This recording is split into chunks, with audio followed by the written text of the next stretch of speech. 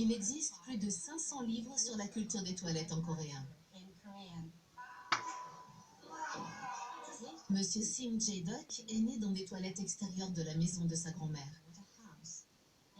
Et on l'a surnommé Gae-dong-i, ce qui signifie Doggy-poo, merdouille, quand il était enfant. Il a joué un rôle de premier plan pour développer la culture des toilettes. Il était surnommé Monsieur Toilette dans ces dernières années.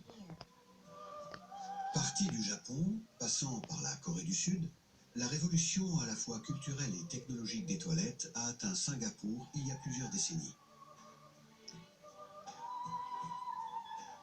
À Singapour, Jack Sim est lui aussi un héros de l'environnement. À 40 ans, cet ex-homme d'affaires charismatique a créé la World Toilet Organization. Comme sa cousine coréenne, la WTA, elle sensibilise le public et lève des fonds pour financer des projets innovants pour ceux qui manquent cruellement de toilettes. Parfois, on m'appelle Super Caca. Parfois, on me nomme Monsieur Merde. Mais le plus souvent, Mister Toilette. Je suis très heureux parce que ce nom peut être utilisé par tout le monde pour promouvoir les toilettes dans le monde entier.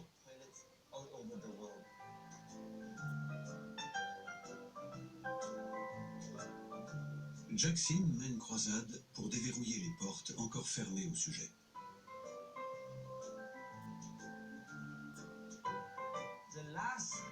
Le dernier tabou est les toilettes. Car personne ne veut parler des WC. Je veux parler de toilettes parce que si on n'en parle pas, on ne peut pas les améliorer. Jack Sim aime bien se mettre en scène pour la cause.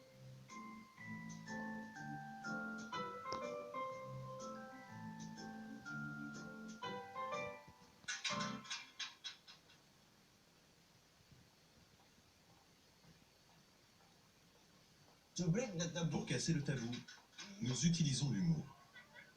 Venez, venez. Venez, venez. Les médias adorent ça. Ils écrivent beaucoup sur ce sujet, car c'est amusant, ça fait rire les gens et ils écoutent. Parce que quand les gens rient, ils écoutent.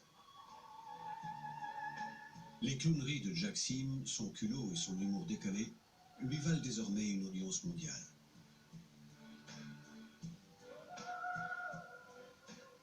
En 2013, les Nations Unies ont adopté notre journée de récolte de fonds. Le 19 novembre est devenue officiellement la journée mondiale des toilettes de l'ONU. Les supports de propagande sont parfois un peu, disons-le, rustiques. Mais l'ONU est convaincue qu'il faut tout mettre en œuvre pour que cesse le scandale insupportable du manque d'assainissement qui fait chaque année des millions de victimes.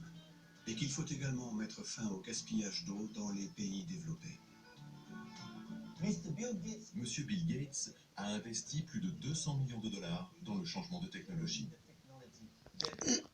Ce genre d'engagement ne se serait jamais produit avant que le sujet des toilettes ne soit légitime. Je veux vous parler aujourd'hui de toilettes. Bill Gates serait ainsi passé du PC au PQ.